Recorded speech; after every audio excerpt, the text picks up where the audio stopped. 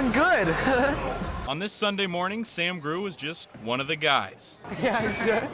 His main worry? Getting a strike. It's a turkey, I know. The sound of his laughter accompanies the cheers. Nice, buddy.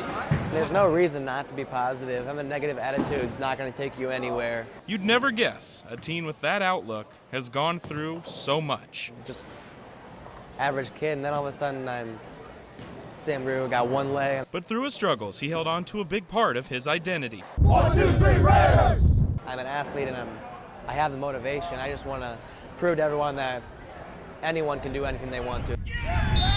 Back on the field, nothing is slowing him down. But it was just 2 years ago that Sam was fighting osteosarcoma and getting chemotherapy treatments. I've been through the worst. That's when the Notre Dame football team adopted him. They're like brothers to me. Brothers who didn't see Sam as a sick kid, but as a fellow athlete. So it was like, oh my gosh, like that was me when I was 13 years old. Like that was exactly what happened. So it was just like we totally connected from the beginning. A friendship that went beyond the football field and into Sam's hospital room, changing the player's perspective. Sam's taught me a lot about myself, and it's really taking every day as a blessing and not for granted, and then just trying to build those relationships with people because you don't know how long you have them. Now Sam's family has grown from a mom, dad, and sister to an entire football program. It was really awesome to see that even after my battle, they're still on my side. I wish I had 40 more of them. Just to give you an insight on his sense of humor, during a recent practice, there was some physical activity he got involved in, and his ankle on his prosthetic leg twisted on him and locked. And so he's laying down, he says, Coach, I broke my ankle. He says, I got it, I'll fix it, and he just rotated it back in place. Sam is now in remission from his rare cancer, and his mom has some more common worries. And he has hopes of playing football this fall, and I think that will be the true test of my, that whole mother nerve type of case that moms get. I think she's probably pretty worried, but I mean, she can handle it. After all, he's never let anything stop him before.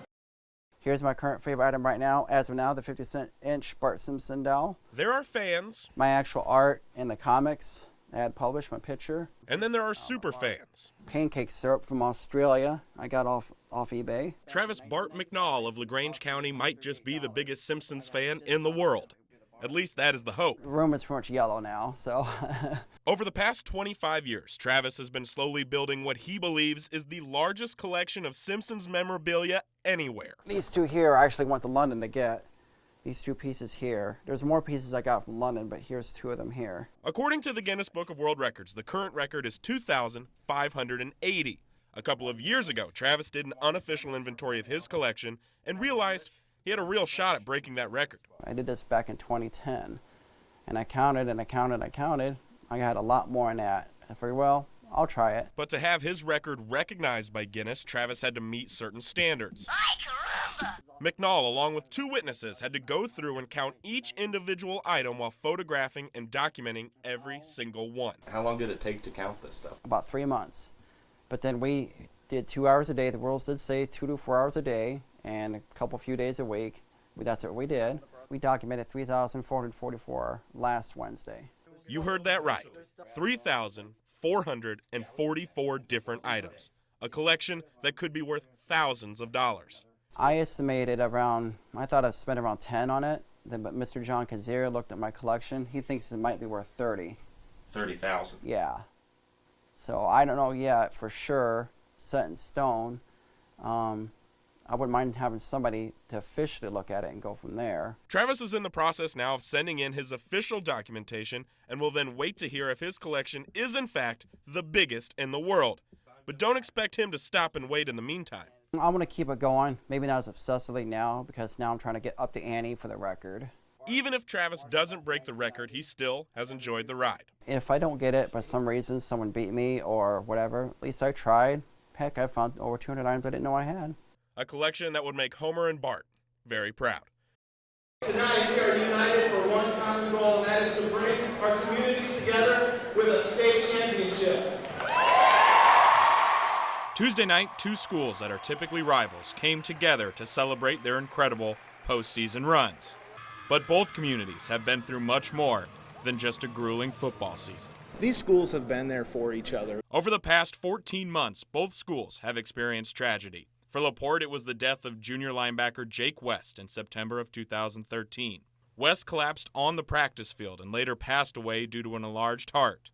This season, the Slicers have kept Jake on their mind every game. They even painted the 26-yard line, his number, orange, in honor of their fallen teammate.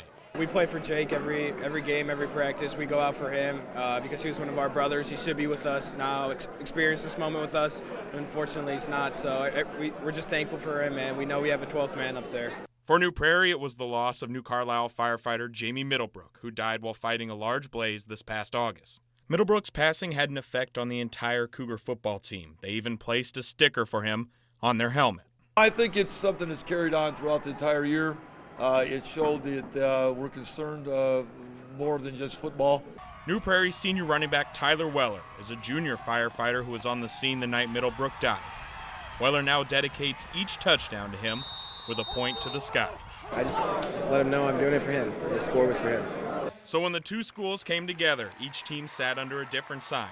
LaPorte's read, "Play for Jake," and New Prairie's, "Play for Jamie." You know, I don't know what everybody believes in, and I don't know what faith people believe in, but son of a gun, when you look at these two stories, you got to believe there's something going on.